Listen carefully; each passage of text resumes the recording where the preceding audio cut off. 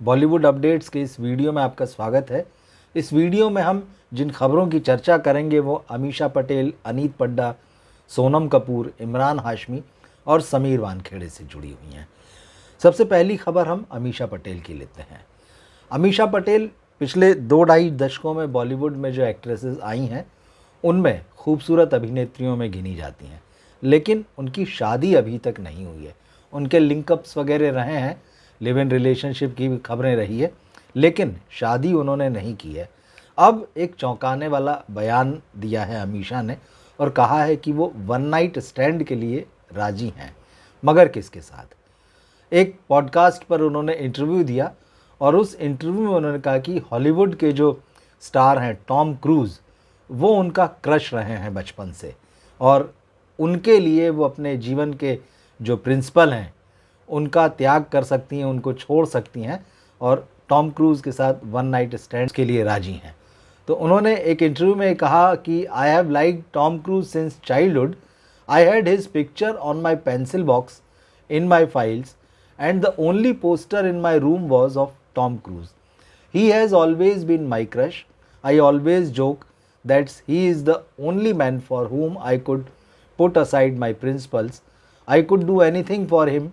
If you ask me whether I could have a one night stand with him, yes I could. तो ये है, ये उनका सपना है, ये उनका ड्रीम है।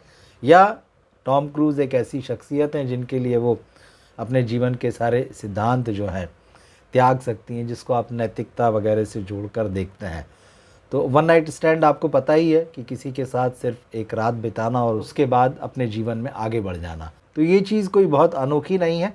कभी किसी समय ये इसे सिर्फ पाश्चात्य संस्कृति का हिस्सा माना जाता था, लेकिन आज इंडिया में भी ये आ गई है और बॉलीवुड में ये शायद बरसों पुरानी बात है, इसमें कोई नयापन, अनोखापन नहीं है। हालांकि लोग इसके बारे में बात नहीं करते हैं, इस बारे में कुछ भी बोलने कहने से बचते हैं। दूसरा मामला अनीत पड्डा से जुड़ा हुआ है।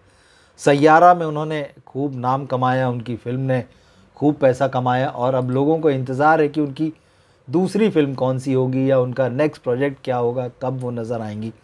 तो एक खबर तो आई थी कि YRF की नेक्स्ट फ़िल्म जो मोहित सूरी ही डायरेक्ट करेंगे उसमें वो नज़र आएंगी, लेकिन अगला प्रोजेक्ट जो होगा जिसमें अनीत पड्डा दर्शकों के बीच आएंगी वो एक वेब सीरीज़ है और इस वेब सीरीज़ का नाम है न्याय।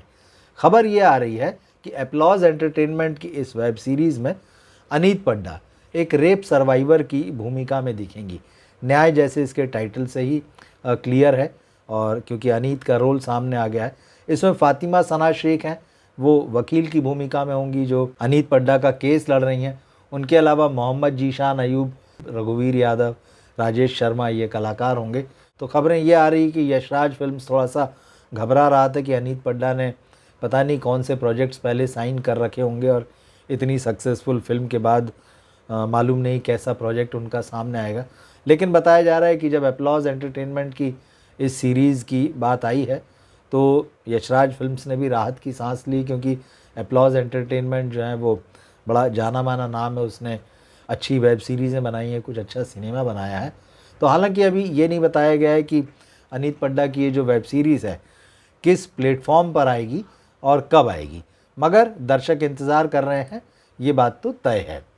अगली खबर सोनम कपूर से जुड़ी हुई है। एक्टर अनिल कपूर की बेटी सोनम कपूर का एक बॉलीवुड कैरियर रहा है शादी से पहले और उनको नीरजा और रांझना जैसी फिल्मों के लिए याद भी किया जाता है। लेकिन बिजनेसमैन आनंद आहूजा से शादी और फिर एक बेटे के जन्म के बाद जिसका नाम उन्होंने वायु रखा है और 2022 में वो माँ बनी थी, तब से सोनम कपूर फिल्मों से पूरी तरह से दूर हैं। किसी तरह की शूटिंग वगैरह में उन्होंने हिस्सा नहीं लिया, लेकिन अब खबर आ रही है कि वो वापसी करने के लिए तैयार हैं और बताया ये भी जा रहा है कि उन्होंने एक प्रोजेक्ट साइन किया है जो इस साल के आखिर में, मतलब अभी तो सितंबर चल रहा है, लेकिन ईयर एंड तक वो प्रोजेक्ट शुरू हो सकता है, उसकी शूटिंग शुरू हो सकती है और सोनम कपूर एक बार फिर से कमबैक करने के लिए तैयार हैं। तो देखना होगा कि उनका जो अगला प्रोजेक्ट होगा वो किस तरह का है, किस तरह का रोल सोनम चुनती हैं। तो जो भी अपडेट होगा उसको लेकर हम आएंगे। अगली खबर इमरान हाशमी से जुड़ी हुई और जो सोशल मीडिया में चर्चा हो रही है। बॉलीवुड के तमाम एक्टर्स की तरह इमरान हाशमी ने भी साउथ का रुख कर लिया और उनकी पहली Telugu film they call him OG जिसमें पवन कल्याण हीरो है, वो रिलीज़ हो चुकी है। अब इस फिल्म का हिंदी डब वर्जन भी आया है। जिन लोगों ने देखा है उन्हें बहुत निराशा हुई है, क्योंकि अव्वल तो ये फिल्म हिंदी माइंडसेट के हिसाब से या हिंदी दर्शकों के हिसाब से नहीं है। पूरी तरह से पवन कल्याण का जो स्टारडम है उसको बढ़ा चढ़ा कर पेश करने के लिए बनाई गई है। उनको बहुत स्टाइलिश दिखाया गया। इस फिल्म में इमरान हाशमी विलन है। हालांकि वो पवन कल्याण को टक्कर देते हैं, मगर इमरान हाशमी के फैंस और आम हिंदी दर्शकों का भी ये कहना है कि जैसी उम्मीद थी इमरान हाशमी को उस तरह से इस फिल्म में प्रेजेंट नहीं किया गया। हालांकि जब इसका फर्स्ट लुक आया था फिल्म का और ट्रेलर रिलीज़ हुआ था तो ज़रूर उम्मीद लग रही थी कि इमरान हाशमी इसमें कुछ कमाल करेंगे, ऐसा कुछ करेंगे जो हिंदी फिल्मों में उनसे नहीं कराया गया हो। वो कुछ हुआ नहीं। अब मामला ये है कि इमरान हाशमी का भविष्य क्या होगा, क्योंकि बॉलीवुड के बाद उन्होंने साउथ में भी कोशिश कर ली। हाल ही में वो बैड्स ऑफ बॉलीवुड जो वेब सीरीज़ है उसमें नज़र आए थे, उन्होंने कैमियो किया था। देखना होगा कि इमरान हाशमी जो कि एक अच्छे कलाकार हैं, आने वाले समय में कब उनकी किस्मत पलटती है और एक बार फिर से जो उनकी पुरानी इमेज थी सीरियल किसर वाली और वो बहुत पॉपुलर थे, वैसा कोई दौर उनके पास लौट कर आता है या नहीं। तो फैंस को जो उम्मीदें ओजी से थी वो पूरी नहीं हो सकी हैं। एक और निराशा भरी खबर समीर वानखेड़े के लिए है। समीर वानखेड़े कल काफ़ी सुर्खियों में थे। उन्होंने बैड्स ऑफ बॉलीवुड को लेकर आर्यन खान, शाहरुख खान, गौरी खान और नेटफ्लिक्स पर केस दायर किया था मानहानि का। दिल्ली हाई कोर्ट में वो केस लगाया था, लेकिन आज दिल्ली हाई कोर्ट ने उनके केस को लगभग खारिज कर दिया है। कोर्ट में समीर वानखेड़े की किरकिरी हुई है और अब जो खबरें मीडिया में है वो समीर वानखेड़े के फेवर में नहीं है। अब आज तक ने इस खबर को कैसे प्रेजेंट किया वो मैं आपको बता देता हूँ।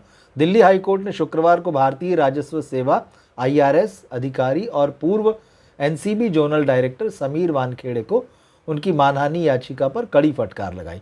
न्यायमूर्ति पुष्पेंद्र कुमार कौरव ने वानखेड़े के वकील से पूछा कि यह याचिका दिल्ली में कैसे मेंटेनेबल है। कोर्ट ने कहा, आपका याचिका पत्र दिल्ली में मेंटेनेबल नहीं है, मैं आपकी याचिका को खारिज करता हूं। यदि आपका मामला यह होता कि आपको विभिन्न स्थानों पर, जिसमें दिल्ली भी शामिल है, बदनाम किया गया है और सबसे अधिक नुकसान दिल्ली में हुआ है, तो हम इस मामले में दिल्ली में विचार कर सकते हैं। तो इस मामले में समीर वानखेड़े के वकील संदीप सेठी ने अदालत में कहा कि भाई वेब सीरीज़ दिल्ली सहित कई शहरों में प्रसारित हुई है, इससे अधिकारी को बदनाम किया गया है।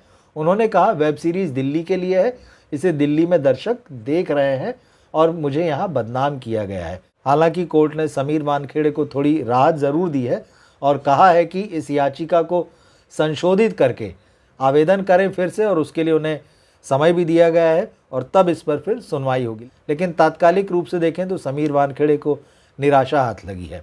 तो देखते हैं इस मामले में आगे क्या होगा। ये जो भी खबरें मैंने आपसे बताई हैं, आप क्या सोचते हैं इनके बारे में या इनमें से किसी खास खबर के बारे में, कमेंट बॉक्स में लिखकर ज़रूर बताइएगा अपनी राय। मिलते हैं फिर हम अगले वीडियो में। नमस्कार।